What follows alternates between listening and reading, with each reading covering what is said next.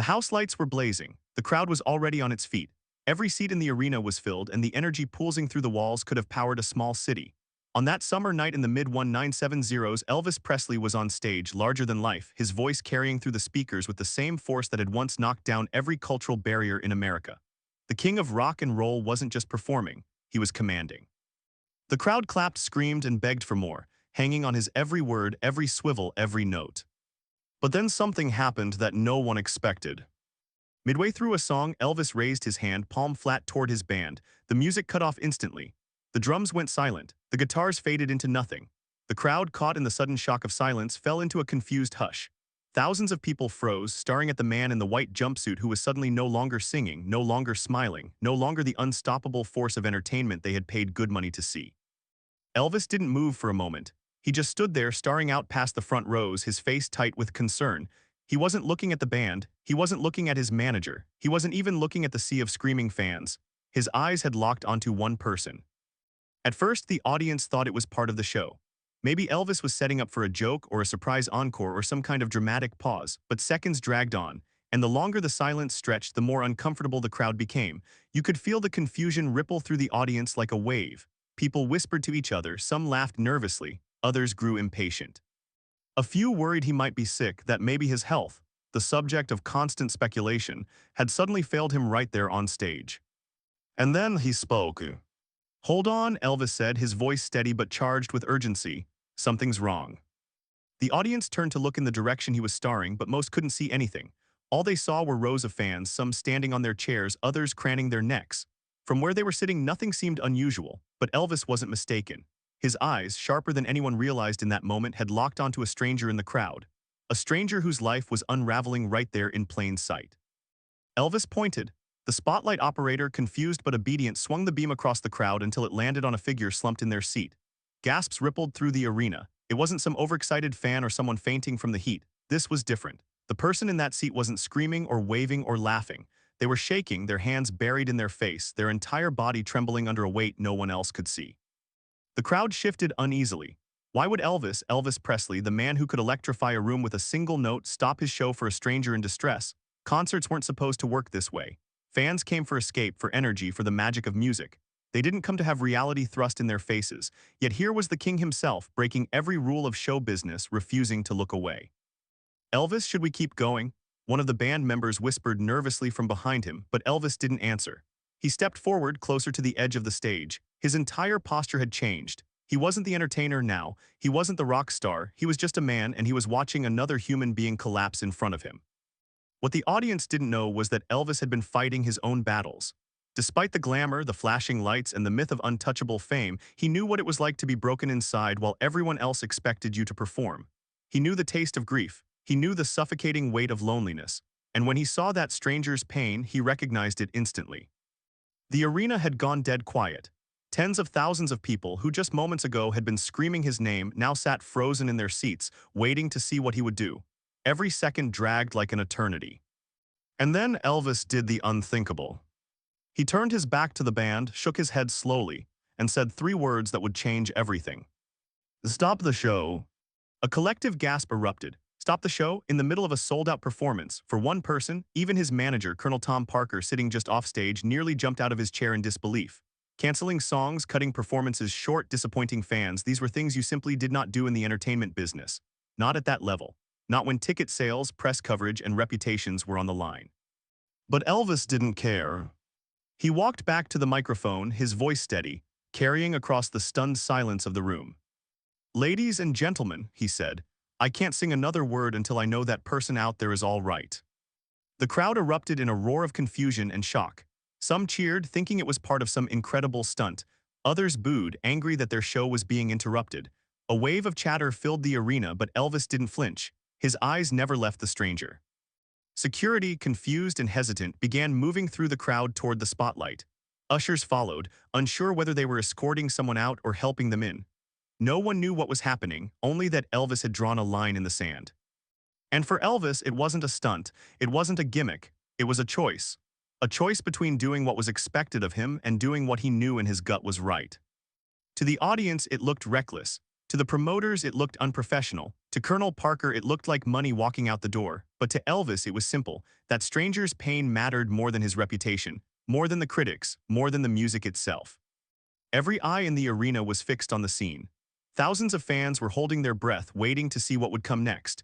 Would Elvis walk off stage completely? Would he break down himself? Would this be the night remembered as his most embarrassing failure or his most unforgettable act of humanity? No one knew yet. All they knew was that Elvis Presley, the man who had never backed down from breaking tradition, had just done the unthinkable. He stopped his show in its tracks, not for fame, not for money, not for spectacle, but for a single stranger who looked like they had lost all hope. And in that silence, in that charged moment of confusion and awe, one question hung over the entire arena like a storm cloud ready to break. What could possibly drive Elvis Presley to risk everything, his career, his reputation, even his bond with the fans who worshipped him, to help a person he had never met? That answer, as the world would learn, would be nothing short of unforgettable. When Elvis stopped that show, when the music fell silent and the spotlight turned to a single figure in the crowd, most people in that arena didn't know who they were looking at. To thousands of fans, it was just another face. But to Elvis, something about that man or that woman, depending on how you picture it, stood out. And to understand why this moment mattered, we need to step back and look at the life of the stranger who suddenly became the center of the king's attention. The story begins far from the glitter of Las Vegas stages or the roar of packed stadiums. This stranger lived in the shadows of everyday struggle, working long hours for little pay, fighting just to make ends meet. Bills piled up month after month, each envelope heavier than the last. They carried burdens quietly, the kind that don't make headlines but eat away at the soul. Every morning felt like a battle, every evening like a surrender. But what weighed heaviest wasn't money, it was loss. Not long before that concert, the stranger had buried someone they loved, someone who had been the anchor in their world, a spouse, a child, a parent. The grief was raw, a wound that refused to close. Nights were the hardest. Silence pressed in like a crushing weight, and the loneliness was unbearable. Sometimes they would sit in the dark, staring at a framed photograph, asking questions into the emptiness, waiting for answers that never came. This grief had changed them.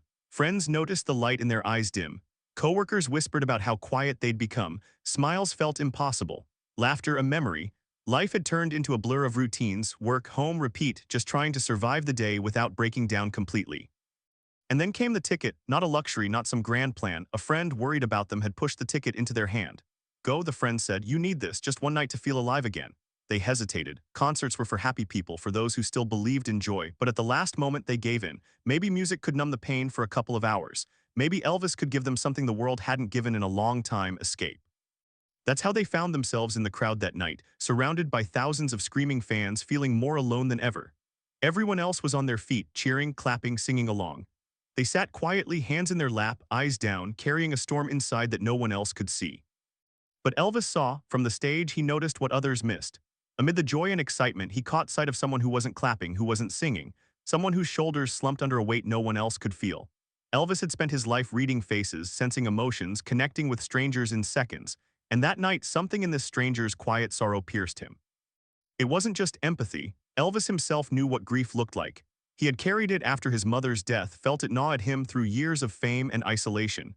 He understood that hollow look in the eyes, that heaviness in the posture. It was like looking in a mirror of the past. While the crowd cheered for another upbeat number, Elvis's gaze lingered on the stranger. He could have ignored it. He could have stuck to the script, played the hits, kept the machine of entertainment running. But he didn't. His heart wouldn't let him. For the stranger, those first moments of eye contact were surreal. Imagine being lost in grief, surrounded by noise, and then realizing the man on stage, the king himself, is looking directly at you. At first, they thought it was impossible, just a trick of the lights. But then Elvis stopped singing. The band's instruments faded one by one until there was silence. Thousands of fans hushed, confused, and the stranger felt the air shift. This was the beginning of a night they would never forget. But before we get there, think about the courage it took just to show up that evening. Grief convinces people to stay home, to hide away. For weeks, maybe months, this person had done just that, shut the world out, refused invitations, pulled deeper into their shell. Yet here they were, sitting under the glow of stage lights, surrounded by strangers, trying desperately not to break apart. That alone was an act of bravery. And here's the truth, Elvis wasn't the only one who noticed. A couple of people sitting nearby had seen the tears glistening, the way the stranger dabbed at their eyes with the corner of a sleeve. But they looked away, unsure of what to say or do. That's how the world often reacts to grief. With silence, with discomfort, with avoidance. But Elvis chose differently. He didn't look away, he leaned in, and that choice changed everything. The stranger in that moment didn't know what was coming. They couldn't predict how Elvis would respond or how their private pain was about to become the center of a public story. All they knew was that something was happening, something powerful. Because grief isolates. It convinces you that nobody sees, nobody cares, that you're invisible in a sea of people who are all moving forward while you're stuck in place. Yet here was Elvis Presley, the biggest star in the world, pressing pause on a show worth thousands of dollars to focus on one broken soul in the crowd. Think about that contrast for a second. Thousands of fans had dressed up, traveled miles, paid money, all for the thrill of hearing Elvis sing. And yet Elvis turned his attention not to the loudest, not to the most adoring, but to the quietest, the one who didn't cheer, the one who didn't smile. That's why this story mattered then and why it matters now. For the stranger, this night began as just another attempt to get through the pain, to sit quietly in the dark and survive a concert without crying too hard. But it became something else entirely. In a single glance, Elvis saw the depth of their suffering, and in a single decision, he chose to act on it. This was no random gesture. Elvis knew the weight of stopping a show. The risk was enormous. Critics were already eager to call him unstable, unprofessional, a man past his prime. Stopping in the middle of a set could be seen as proof of all that, but he didn't care. The cost of ignoring pain in front of him was greater than the cost of bad press. For the stranger, though none of that was clear yet, all they knew was that something extraordinary was happening. The music was gone, the crowd was hushed, and Elvis's eyes were locked on theirs. That gaze carried a message without words: you are not invisible, you are not forgotten, I see you. And for someone who had spent months drowning in silence and loneliness, those words, spoken without being spoken, were life itself. We don't know exactly what was running through the stranger's mind in those moments. Was it fear, embarrassment at being singled out, gratitude, likely a mix of all three? But what we do know is this: for the first time in a long time, they felt noticed. And sometimes that is the beginning of healing. The rest of the crowd, restless and confused, had no idea of the backstory. They didn't know about the empty chair at the dinner table, the sleepless nights, the unopened mail stacking up on the counter. They only saw Elvis looking at someone in the dark, but Elvis knew. Somehow he always knew. And the stranger, they had no idea that their night of quiet sorrow was about to become a story told for decades. No idea that Elvis Presley, a man with the world at his feet, was about to set everything aside for them. This is where the story turns, from grief and despair to something unforgettable, from invisibility to being seen, from silence to music more powerful than any hit song could provide. And in the next moment, Elvis Presley, the king, was about to do something no one expected. The arena was frozen. Thousands of people leaned forward, waiting to understand what was happening. The band, half confused, had let their instruments fall silent, and the only sound left was the low hum of anticipation in the crowd. Elvis Presley stood at the center of the stage, microphone in hand, eyes locked on one person. He didn't move, he didn't speak. He just looked, holding that moment until the air itself seemed to tremble. Then finally he broke the silence. His voice was calm but steady, carrying across the entire room. "You," he said, pointing gently toward the stranger. "Yes, you, come here." A ripple of shock moved through the audience. People craned their necks, whispering, trying to see who Elvis had chosen. Ushers looked at one another, unsure whether to intervene or let it happen. The stranger froze in their seat, heart pounding, unsure if they should stand or stay hidden. But Elvis didn't let the moment slip. He gestured again, more firmly this time, but with a kindness that left no room for refusal. "It's all right," he added. "Come on up." The crowd gasped as the stranger slowly rose, trembling, moving step by hesitant step toward the stage. What must that have felt like? Thousands of eyes staring, the greatest performer in the world waiting, and every insecurity screaming inside. Their hands shook. Their legs felt heavy, but something pulled them forward, as though the moment itself wouldn't let them walk away. When they reached the edge of the stage, Elvis stretched out his hand. His rings caught the light, but it wasn't the flash of gold that mattered, it was the warmth in his eyes. He helped the stranger climb up, steadying them like an old friend, and once they stood beside him, he didn't turn back to the crowd. He kept his focus right there on the one person who needed it most. For a long moment, nothing happened. The stranger stood awkwardly, overwhelmed, while thousands held their breath. And then Elvis leaned down, lowering his microphone, and spoke softly enough that only the front rows could hear. "You don't have to hide your pain tonight," he said. "Not here, not with me." The words struck like lightning. The stranger's eyes filled instantly with tears, their body shaking with emotions too long buried, and Elvis, without hesitation, pulled them into an embrace. The crowd erupted, not with cheers at first, but with gasps, because it was raw, unscripted, real. Then came the applause, rolling like thunder, as people realized they were watching something they would never see again. But Elvis wasn't finished. He lifted the microphone again, still holding the stranger close, and spoke to everyone. "This world can be cruel," he said. It can break you when you least expect it, but sometimes we need to stop everything and remind one another that we're not alone. Silence fell again, heavy and reverent. Even in the nosebleed seats, people leaned in, afraid to miss a word. Elvis turned back to the band and gave a subtle nod. The opening chords of You'll Never Walk Alone filled the air. But this performance was different. He wasn't singing for charts, for critics, or even for the adoring crowd. He was singing for one soul, the stranger standing beside him, head bowed, tears streaming freely now. Each lyric carried weight, as if Elvis was using the song not as entertainment but as medicine. The stranger's knees nearly gave out, overwhelmed, but Elvis kept a steady hand on their shoulder, anchoring them. And as the song rose toward its soaring chorus, the arena changed. People who had come for a night of escape found themselves crying openly, moved by the vulnerability before them. Couples clutched each other. Parents hugged their children tighter. Even hardened men in the back wiped their eyes. By the time Elvis reached the final line, his voice breaking slightly with emotion, the entire crowd was on its feet. Not screaming, not shouting, but singing along, thousands of voices joining in one shared act of compassion.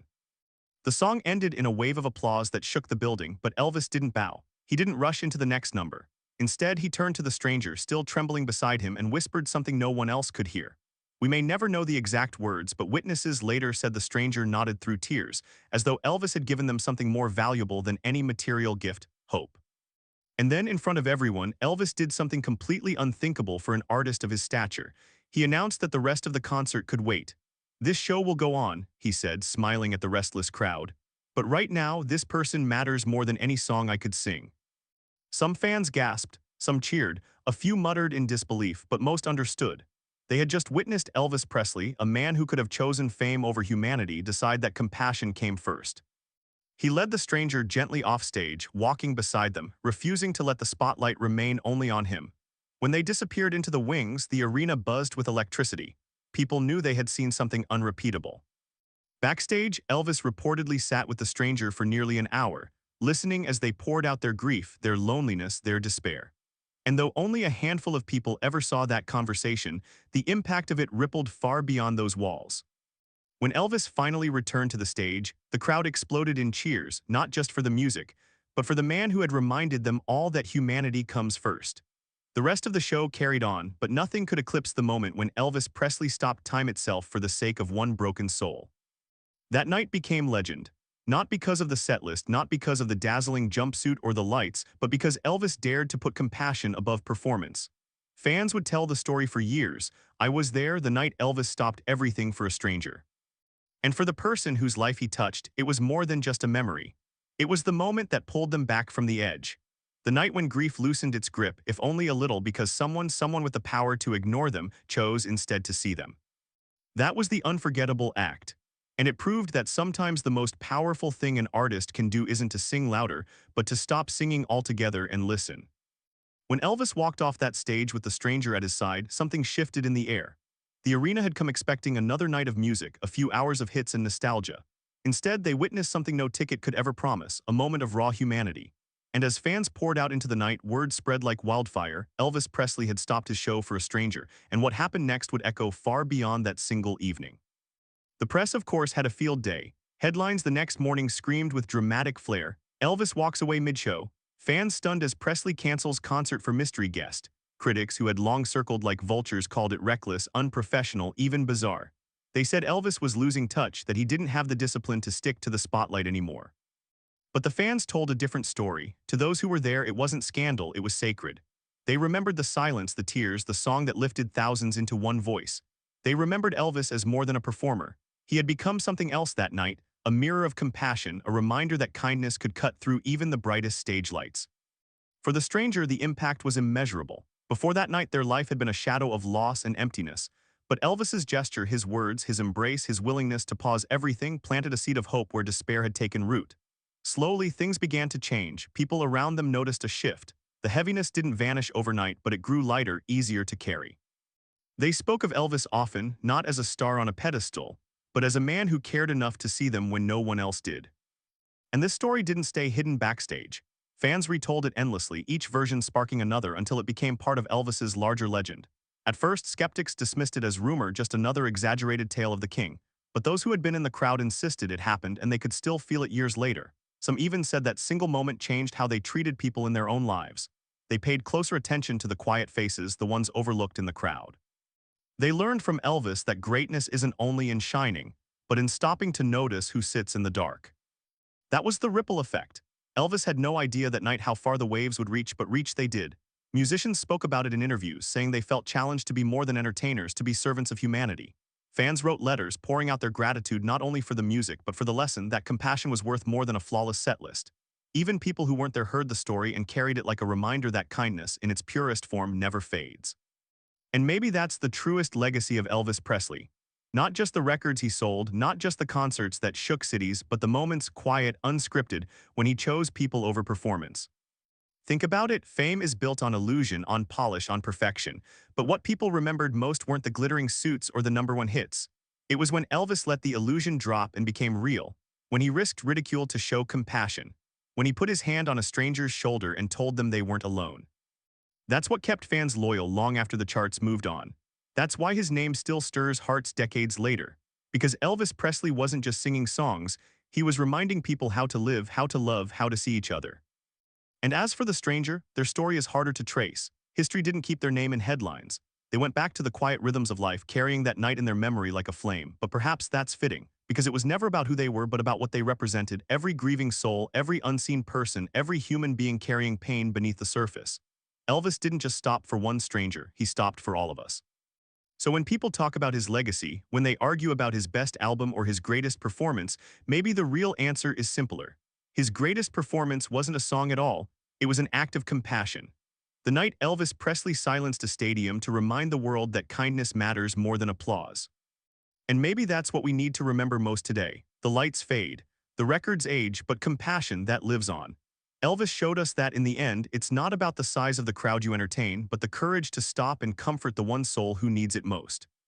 That is the legacy of compassion. That is the gift he left behind. If this story touched you, let it remind you of the power of compassion. Elvis Presley's music will always live on, but it's his humanity that still changes hearts. If you believe the world needs more of these moments, more courage, more kindness, more willingness to stop for one another, then join us here. Subscribe to the channel, share this story with someone who needs hope, and keep this spirit alive. Because compassion, just like Elvis's voice, never truly fades.